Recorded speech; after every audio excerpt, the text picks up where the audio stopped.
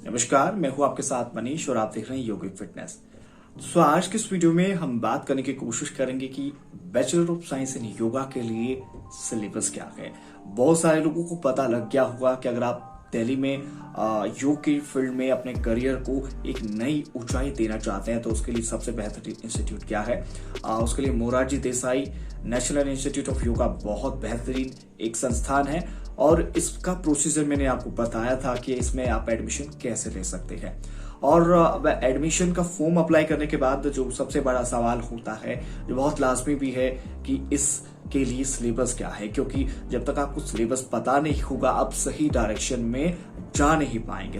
आपकी उसी समस्या का निवारण करने के लिए इस वीडियो में हम आपको बताने जा रहे हैं कि बीएससी इन योगा के लिए सिलेबस क्या है। तो सबसे पहले जब आप आईपीओ की जो है वेबसाइट पे इसका फॉर्म अप्लाई करते हैं, उसके बाद आपको बता दिया जाता है कि इस महीने आपकी एग्जाम हो सकती है और उसके बाद निश्चित रूप से आप अपनी जो है तैयारी को बूस्ट करना चाहेंगे। तो आइए पहले बता देते हैं कि बीएससी इन योगा असल में एक ऐसा कोर्स है जिसमें आप साइंस और योग की कॉम्बिनेशन को पढ़ते हैं। तो दोनों के विषयों के बारे में आप पढ़ेंगे, इनको रिलेट करना इसमें समझा। इस कोर्स का मुख्य मकसद है कि कैसे दोनों को रिलेट किया जाए।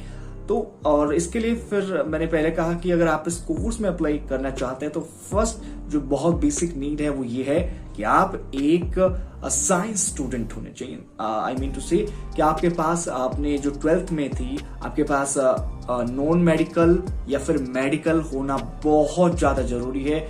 विदाउट इसके you are not able to join this course. तो ये बात आप बहुत जो है ध्यान रखनी है, क्योंकि इसके बिना आप कोर्स में एडमिशन ही नहीं ले पाएंगे।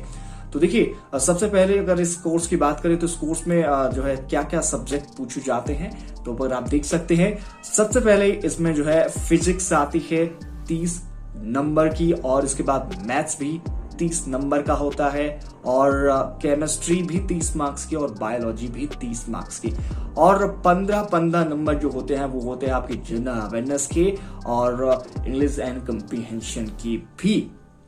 तो ये कुल मिलाकर ये अगर इनका एग्रीगेशन करें तो लगभग 150 क्वेश्चन इसमें आते हैं। तो आपको इन सब के लिए इन सब्जेक्ट की नॉलेज होना बहुत ज्यादा जरूरी है। अगर आप बात करें मैथमेटिक्स की तो 30 मार्क्स का मैंने बताया कि ये एग्जाम इसमें इसका कंटेंट आता है। तो इसके लिए आपको क्या करना है, आप जब आप सिलेबस के लिए जाते हैं तो सिलेबस ऐसा कोई डिफाइन नहीं है वहां भी, अगर वेबसाइट पे या कहीं भी आप जाएंगे। लेकिन अगर इनको भी पता होता है कि आप 12th से सीधे आ रहे हैं तो निश्चित रूप से आपको वही चीजें पूछी जाती हैं जो अब तक आपने पढ़ी हैं। यानी कि 11 और 12 में जो भी आपने पढ़ा है इन सभी सब्जेक्ट में वही सारी चीजें आपको पूछी जाती है, इससे बाहर कुछ नहीं आता है। ये बात आप क्लियर कर लें, क्योंकि लोगों के दिमाग में एक बात ये रहती है कि नेशनल लेवल का टेस्ट है तो पता नहीं क्या पूछ लेंगे, बट ऐसा कुछ नहीं है। आपने जो पढ़ा है उसी से पूछा जाता है। बट एक एग्जाम है, कॉम्पिटिटिव एग्जाम है, थोड़ा सा जो है लेवल बहुत डिफरेंट होता है, बस यही इसमें डिफरेंट है। तो चलिए बात करते हैं कि इसकी तैयारी कैसे करनी। जब आपको पता लग गया है कि 30 मार्क्स जो है मेजर जो 4 सब्जेक्ट है मैंने बताया, जिसमें physics, biology, chemistry and math I think, तो इन सब के लिए तैयारी कैसे करनी है। तो सबसे पहले जो बेसिक चीज है, जो अगर आप मैथमेटिक्स की बात करें तो NCERT math is more than enough. अगर आप एनसीईआरटी मैथ को सही से पढ़ लेते हैं तो बहुत बढ़िया है, और आपको कोई भी इसका चैप्टर नहीं छोड़ना। ऐसा नहीं कि ये आपको कम इंपॉर्टेंट लग रहा है तो उसको छोड़ देते हैं, ऐसा नहीं है। हर एक सब्जेक्ट में इसमें पूछे जाते हैं सवाल। तो अगर 12th मैथमेटिक्स की बात करें तो उसमें जो भी है इंटीग्रेशन है और डिफरेंशिएशन है, जितने भी सब्जेक्ट हैं, प्रोबेबिलिटी, बहुत सारे सब्जेक्ट हैं, उन सबको पढ़िए।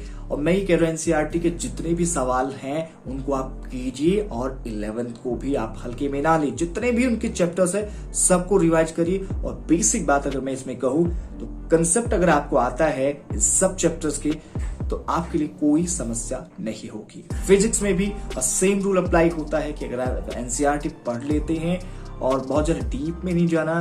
हाँ, एक बात याद रखना कि न्यूमेरिकल थोड़े से यहाँ पर आपको परेशान कर सकते हैं, तो उसके लिए अगेन कंसेप्ट पर आप फोकस कीजिए, और ज्यादा बुक्स खरीदने की बजाय, ज्यादा बुक्स पढ़ने की बजाय ट्राई टू फोकस कि आप एक सब्जेक्ट की बुक को जो है एक बुक आप लें। मेरे कहने का मतलब ये कि आप एक ही बुक लें, जैसे फिजिक्स की आप एक बुक लीजिए, उसको थ्रू आउट आप स्टडी करिए, आपका हो जाएगा। केमिस्ट्री में भी सेम रूल अप्लाई होता है और बायो में भी द सेम रूल अप्लाई होता है। इंग्लिश के लिए आप कहीं भी आप जो है यूट्यूब से भी कोई ग्रामर के लिए विशेष तौर पे मैं कहूंगा कि ग्रामर के लिए आप थोड़े वीडियो देख लीजिए, जिनमें आपको टेंस के हिसाब से, सब्जेक्ट एंड वर्ब एग्रीमेंट के हिसाब से आपको फिलअप करना होता है। और जो जीके होता है उसका पोर्शन आप जो है न्यूज़पेपर पढ़ते हैं तो भी आप वहां से कर सकते हैं। लेकिन ये सब बात की बात है, आपका मेजर फोकस होना चाहिए जो मेजर जो सब्जेक्ट है इन पे, क्योंकि जो मेरिट लिस्ट डिसाइड होती है वो इसी पर होती है।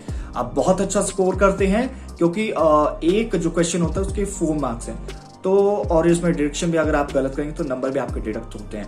तो ट्राई कीजिए कि जो आप मेजर सब्जेक्ट है, क्योंकि आपको हाई स्टडी भी नहीं में करनी। जब आप बीएससी में आएंगे तो आपको एनाटॉमी भी पढ़नी होती है, जो साइंस से रिलेटेड जितने भी सब्जेक्ट हो सब, केमिस्ट्री भी आपका पीछा नहीं छोड़ेगी। तो ये सब चीजें आपको होंगी। तो आपको क्या करना है, इन जो मेजर 4 सब्जेक्ट मैंने बताया इनको बहुत अच्छी तरीके से पढ़ना है और घबराइए मत, ये मत सोचिए कि कैसे होगा या फिर बहुत कुछ होगा। देखिए, आप अपनी तैयारी को कम मत आंकिए, आप करते रहिए जब तक आपकी टेस्ट या जो भी एग्जाम का जो भी निर्धारित डेट नहीं आ जाती, तब तक आप करते रहिए और एग्जाम दीजिए, आपका हो जाएगा।